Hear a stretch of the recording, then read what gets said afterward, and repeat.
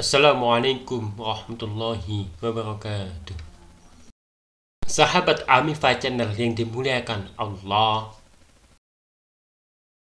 Nabi Yusuf alaihissalam atau Joshua adalah nabi yang ditunjuk langsung Nabi Musa sebagai penggantinya. Dia yang membawa Bani Israel memasuki Baitul Maqdis. Nama Yusuf tidak disebutkan secara eksplisit di dalam Al-Quran, namun beliaulah yang mendampingi Nabi Musa alaihissalam.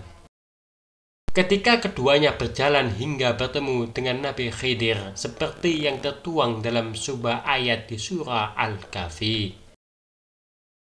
Dan ingatlah ketika Musa berkata kepada muridnya, "Aku tidak akan berhenti berjalan sebelum sampai ke pertemuan dua buah lautan. Atau aku akan berjalan sampai bertahun-tahun." Kalangan mufassir termasuk Ibnu Katsir menjelaskan bahwa murid Nabi Musa yang disebutkan dalam Al-Quran tersebut adalah Yusha ibnu Nun. Selanjutnya, nama Yusha juga disebut Al-Quran dalam surah Al-Maidah ayat 23. Allah Subhanahu wa Ta'ala berfirman, "Berkatalah dua orang laki-laki di antara mereka yang bertakwa yang telah diberi nikmat oleh Allah. Serbulah mereka melalui pintu gerbang itu. Jika kamu memasukinya, niscaya kamu akan menang, dan bertawakallah kamu hanya kepada Allah jika kamu orang-orang beriman." Dalam tafsir Jalalain disebutkan bahwa dua orang laki-laki di antara mereka tersebut adalah Yusha dan Kalib. Di sisi lain, Nabi Yusha disebut sebagai tokoh sentral di kitab Yosua, Alkitab Perjanjian Lama. Dalam keterangan lain, seperti yang tercantum di kitab Keluaran Eksodus, Bilangan, dan kitab Yosua, ia disebut sebagai abdi dan murid dari Nabi Musa yang menjadi pemimpin Bani Israel menggantikan Nabi Musa.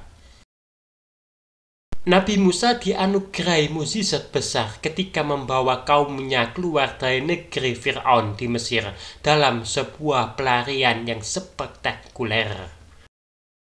Kala itu dibentangkanlah jalan kering yang membelah Laut Merah dengan izinnya. Namun selepas peristiwa itu, kaum Bani Israel ternyata masih terikat dengan hawa nafsu. Keadaan yang nyaman dan kemewahan negeri Mesir yang dulu. Sehingga mereka lalu menyembah patung sapi emas yang dibuat dari leburan barang-barang berharga yang sempat mereka bawa selama pelarian.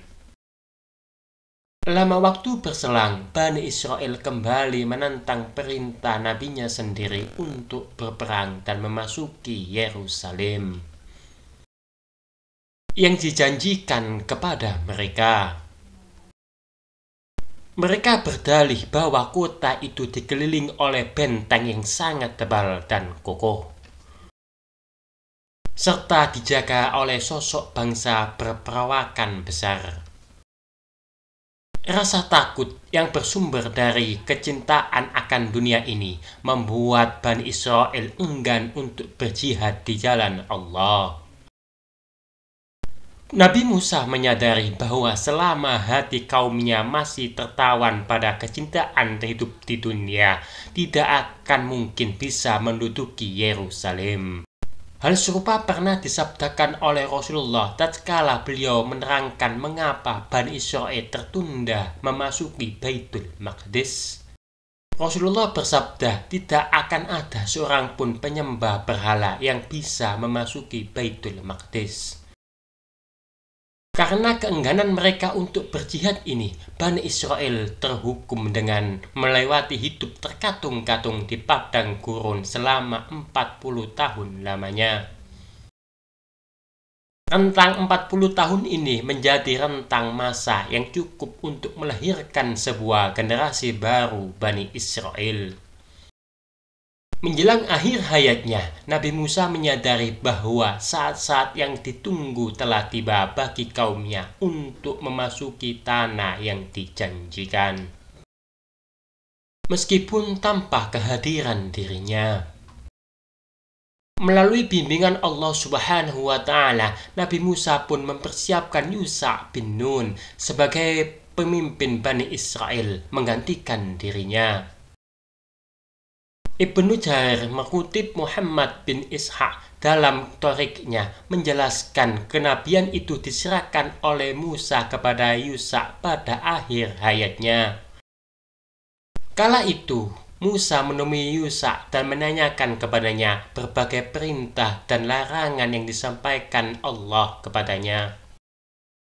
Hingga akhirnya Yusha menjawab, "Wahai kalimullah, sesungguhnya aku tidak bertanya tentang apa yang diwahyukan Allah kepadamu, sehingga engkau sendiri yang memberitahukannya kepadaku." Nabi Musa meninggal dunia sebelum berhasil membebaskan Baitul Maqdis. Oleh karena itu, beliau menunjuk Yusha bin Nun sebagai pemimpin Bani Israel untuk melanjutkan visinya menaklukkan Baitul Maqdis.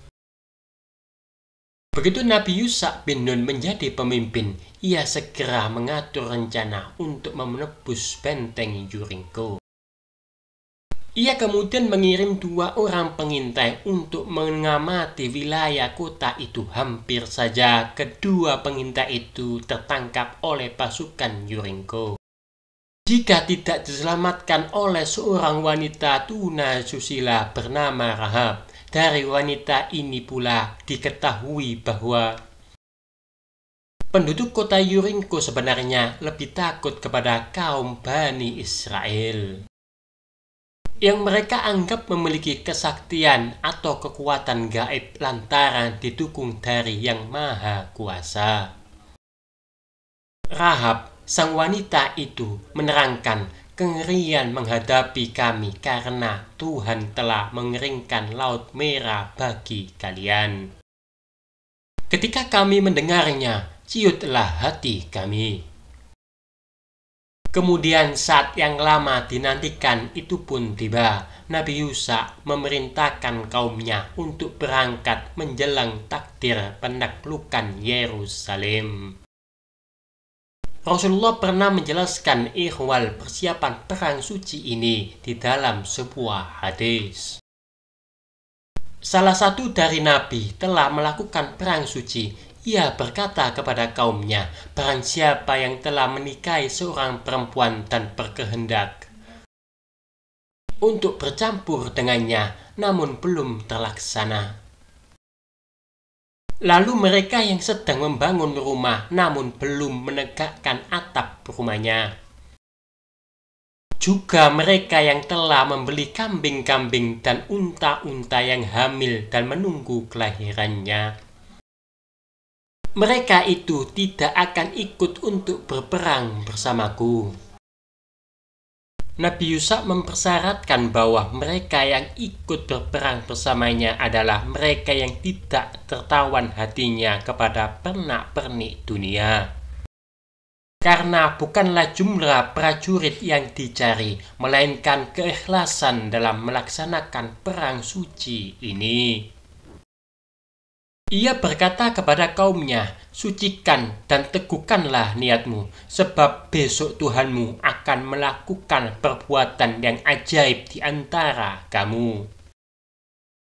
Nabi Yusha berkata kepada para imam, "Bawa dan usung tabut perjanjian, berjalanlah kalian di depan." Mengusung tabut adalah simbol bahwasanya perjuangan ini adalah perintahnya dan hanya dapat dilakukan dengan kekuatannya semata, bukan oleh kekuatan sendiri. Sementara itu, Allah Subhanahu wa Ta'ala telah mempersiapkan sebuah mukjizat yang tak disangka-sangka sesampai di tepi sungai Yordan. Tatkala para imam mulai mengenculupkan kakinya ke dalam air untuk menyeberang, tiba-tiba aliran sungai terhenti dan terbuka jalan kering melintasi sungai di depan mereka.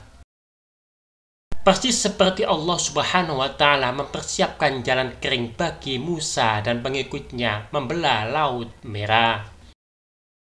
Pasukan Bani Israel pun menyeberang sungai yang lebar dan dalam itu tanpa mengalami kesulitan yang berarti. Berita tentang kedatangan pasukan Bani Israel kian santer menyebar seluruh negeri. Mereka ketakutan. Gerbang Yeriko yang besar dan kokoh itu pun ditutup rapat-rapat. Tak seorang pun dapat keluar atau masuk. Dalam kitab Yosua dikisahkan bagaimana Nabi Yusa dijanjikan kemenangan dan menerima petunjuk agar memerintahkan semua orang berjalan mengelilingi benteng kota itu selama 6 hari. Sementara para imam ditugaskan meniup trompet sangkakala yang dibuat dari tanduk domba. Di hari ke-7, dinding benteng raksasa itu runtuh dan para prajurit Nabi Yusa merangsek masuk ke dalam kota. Syekh Sulaiman Al-Ash menyampaikan hadis Rasulullah SAW tatkala Nabi Yusa menembus benteng Yeriko. Matahari sempat dibuatnya berhenti beredar oleh Allah Subhanahu wa Ta'ala. Hal itu yakni hari Jumat berlangsung lebih lama dari yang semestinya. Hal ini dilakukan untuk memberi kesempatan kepada Nabi Yusa beserta kaumnya menyelesaikan amanahnya. Karena keesokan harinya sudah masuk hari Sabtu, di hari itu sesuai syariat diturunkan melalui Nabi Musa, Bani Israel diperintahkan untuk berhenti beraktivitas. Maka ia berangkat hingga mendekati kota kira-kira pada waktu asyar. Ia kemudian berkata kepada matahari, "Hai matahari, engkau tengah menjalankan tugasmu dan aku pun sedang menjalankan tugas dari Allah. Maka, wahai Tuhanku, berhentikanlah matahari." Dan matahari pun berhenti sejenak hingga Allah mengaruniakan kemenangan kepadanya. Pada hari ke-7, setelah tembok Yeriko runtuh, Nabi Yusa dan pasukannya menyerbu masuk ke dalam kota dan membumi hanguskan seluruh isi kota tanpa tersisa, kecuali rumah yang dihuni oleh Rahab dan keluarganya. Semoga bermanfaat. Wassalamualaikum warahmatullahi wabarakatuh.